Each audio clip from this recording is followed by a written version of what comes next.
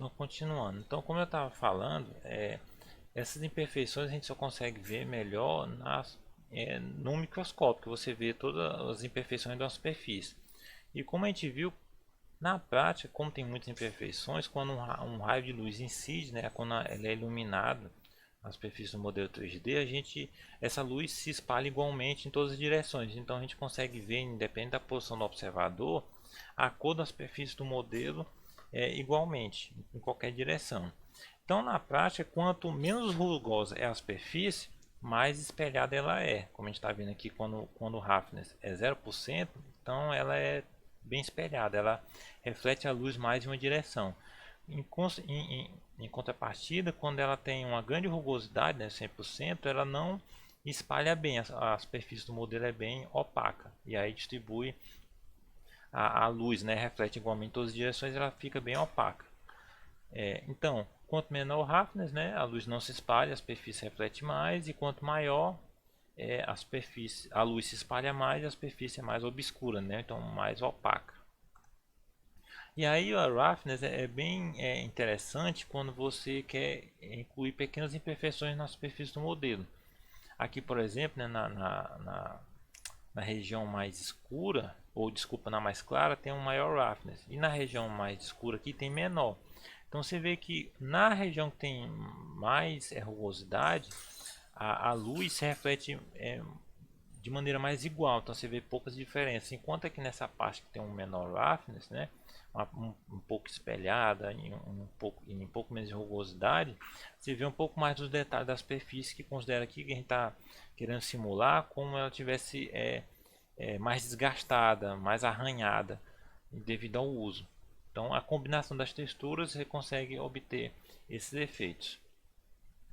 Já a Metroness, ela tenta, né, criar uma superfície com maior aparência metálica. E aí, como você vê que quando a gente aplica 100%, a aparência do modelo 3D, né, fica uma aparência muito mais metálica do que sem, sem utilizar esse componente. Aí aqui a gente pode ter, né, um exemplo de um modelo 3D que foi aplicado textura o albedo, né, a Metroness e a roughness, aí gerando no final resultado pela combinação dessas três, essa daqui. Observem que na parte mais clara o valor do metálico, né, da reflexão metálica é aplicado, enquanto na parte escura aqui, né, que vai ter o valor zero, não, né, é considerada a parte que não tem elementos metálicos. Então, zero, né, sem componentes de metal, e a parte mais clara, mais próximo do 1, é maior aplicação da reflexão metálica. Outro exemplo aqui, né, da arma que a gente mostrou lá no início da aula, né, que essas partes mais claras aqui, ó, como a gente está vendo, é que tem parte metálica, né, de metal. Então você vê que a reflexão dela é muito mais forte do que em outras áreas que não é metal, que está representada aqui na textura metal, né, nessa cor escura. Espécula, né, também ela vai aplicar um brilho na superfície do material, só que a gente utiliza ela quando a gente quer um maior controle do brilho e também quando a superfície não é metálica. Então, se a superfície a gente está querendo representar um modelo 3D que vai ter brilho, mas não é a superfície metálica, então a gente usa espécula. Um exemplo é quando a gente quer, por exemplo, representar vidro, que aí tem um certo brilho, ou então uma parte polida tem brilho e não é metal. Aqui é outro exemplo, né, de que quando a gente combina, a gente pode combinar além do albedo, a textura metal, né, a gente pode também incluir espécula e vai gerar esse resultado final aqui. Height, né, que é a textura componente, que ela trabalha de maneira semelhante ao normal map, só que ela altera o modelo 3D adicionando novos vértices. Então ela é interessante quando você quer aumentar o realismo, mas você quer também alterar a forma dele. E aí, como você vai criar novos vértices, vai aumentar também o custo computacional. E essa textura ela é em tons de cinza, como a Metroness e a espécula.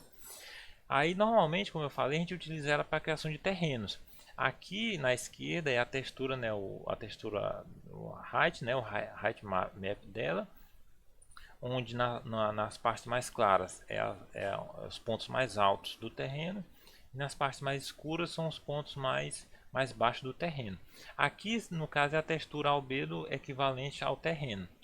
E aí quando você aplica o height map, né, a textura height, a gente tem já o modelo 3D dessa maneira. Quando aplica-se a textura de fios, né, um albedo, aí já fica na aparência final do terreno que a gente quer. Outro componente, né, a opacidade, ela vai aplicar a transparência na superfície do modelo 3D. E aí no caso também é uma textura em torno de cinza, onde a cor branca é a parte opaca e o preto é a parte transparente. E aí, por exemplo, se eu tenho uma esfera e essa textura aqui para representar a opacidade, o modelo 3D final vai ficar com essa aparência, né? Os pontos, as bolinhas, né, vão indicar a transparência e a parte branca, né, vai indicar a parte opaca. E a gente consegue esse resultado aqui sem precisar incluir muitos vértices no modelo 3D. Ambiente Occlusion, né, que é a textura bastante utilizada, que ela armazena as informações de cada ponto da superfície, considerando esse ponto da superfície, a exposição dela em relação à luz ambiente. E aí ela tem aqueles mesmos benefícios da Normal Map, porque às vezes a gente tem um ponto no modelo 3D que, devido ao modelo 3D ter muita rugosidade, muita ondulação, pode ser que a luz ambiente não seja aplicada corretamente nessa superfície do modelo 3D. Então a gente cria uma textura para guardar essas informações da aplicação da cor ambiente em cada ponto da superfície. Então você vê que os benefícios dela são bem parecidos com aquele lá do Normal Map. Então aqui é um exemplo, né, de uma textura de um modelo 3D. Aqui é inicialmente feito o VMapping, aqui o Ambient Occlusion e aquela aplicação do Ambient Occlusion junto com a textura albedo no modelo. Aqui no caso é a aplicação já da textura no modelo 3D. Então aqui é o modelo sem a textura, aqui só com Ambient Occlusion. Você vê que principalmente nas partes aqui rugosas faz muita diferença. E aí aqui na direita a textura, né, material final aplicado no modelo 3D, tanto a Ambient Occlusion com a textura albedo. A refração é outra textura que a gente pode aplicar, que vai armazenar a informação de refração em cada ponto da superfície do modelo 3D. Aqui é só um exemplo, né? Lembrando como é que a refração funciona, ela é que vai causar essa distorção daquilo que a gente está vendo, né? Que isso vai depender do material, mas na água é mais fácil a gente ver. Quando a gente, por exemplo, está vendo um canudo dentro de um copo, devido à refração da luz na água, a gente vê ele meio cortado. E, infelizmente, alguns vídeos na internet, os negacionistas dizendo que isso aqui é um efeito de imagem, etc, né? Mas paciência. E aqui é a aplicação da textura de refração numa esfera. Você vê que a gente consegue ver todo o ambiente ao redor, só que de maneira distorcida devido à refração do material. E aí você pode controlar a quantidade de refração que vai ter no material do modelo 3D. E aí a Self Illumination, né, ou Emission, que também alguns softwares a gente conhece como Emission, ela vai armazenar as partes do modelo 3D que vão emitir luz. Então isso aumenta muito o realismo quando a cena é muito escura. Então, por exemplo, eu tenho um ambiente como esse daqui, e aí eu tenho uma mesa, né, um painel, em que as telas desse painel vão emitir luz. Então, para você não ter que criar uma fonte luminosa nesses pontos aqui da superfície, para aumentar o custo computacional, lembra que quanto mais luz tem na cena, mais cálculos a gente vai fazer para identificar a cor de cada ponto da superfície. Então, para simplificar essas contas e você controlar melhor exatamente a iluminação de cada ponto da superfície, como é que vai ficar, você pode criar uma textura Self-Illumination, que aí você vai indicar em quais partes do modelo 3D eles vão ficar auto-iluminados. E aí, mesmo que você reduza a luz do ambiente 3D, essas partes vão continuar tendo a mesma iluminação. Então, é bastante prático para você controlar bem a aparência do modelo 3D em relação às partes que vão ser iluminadas. E aí, só para encerrar, lembrando, né, que no OpenGL você vai normalmente você usa uma estrutura para representar o material. E aí no OpenGL, por exemplo, uma textura, né, uma imagem 2D, ela é do tipo Sampler 2D. E aí nesse exemplo aqui, o material do modelo 3D ele vai ter uma textura diffuse, uma textura specular e aqui um valor para representar o grau de especularidade, né, do material. E aí no caso, o OpenGL, para determinar a cor de cada ponto da superfície do modelo, ele vai utilizar a cor do texto, ou seja, ele vai pegar a cor daquele pixel da textura, né, ou seja, do texto da textura, no ponto da superfície que eu estou calculando a cor, para determinar qual vai ser a cor que vai ser vista pela câmera. Então lembra que anteriormente a gente utilizava a cor do ponto da superfície do modelo 3D, só que agora para definir a aparência da superfície do modelo 3D a gente está utilizando textura, que a gente também pode combinar com a cor, uma cor qualquer. Então para determinar a cor que está sendo vista pelo observador naquele ponto da superfície do modelo 3D, a gente utiliza a cor do pixel, ou seja, texto da textura que está aplicada no modelo 3D, ou a combinação de todas as texturas que estão sendo aplicadas nele. E aí o OpenGL ele já tem uma função chamada Texture, exatamente para obter essa cor na superfície do modelo 3D a partir das texturas que estão sendo aplicadas. E aí só para lembrar, né, que as coordenadas são armazenadas nessa variável que a gente chama de text coordinate.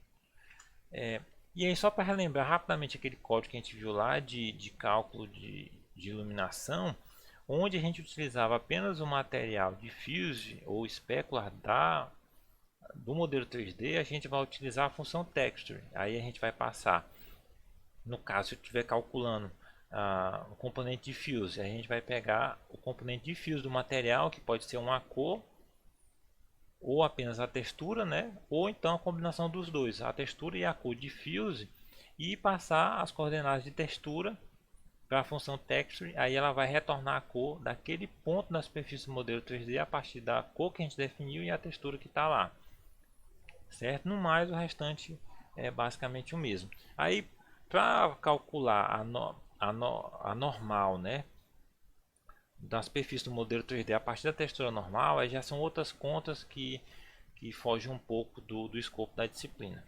Para cada componente daquele, por exemplo, normal, high map, self illumination, specular, roughness, cada aplicação em cada textura daquela ali tem uns cálculos diferentes. Só que isso foge um pouco do escopo da disciplina, então a gente não vai ver aqui.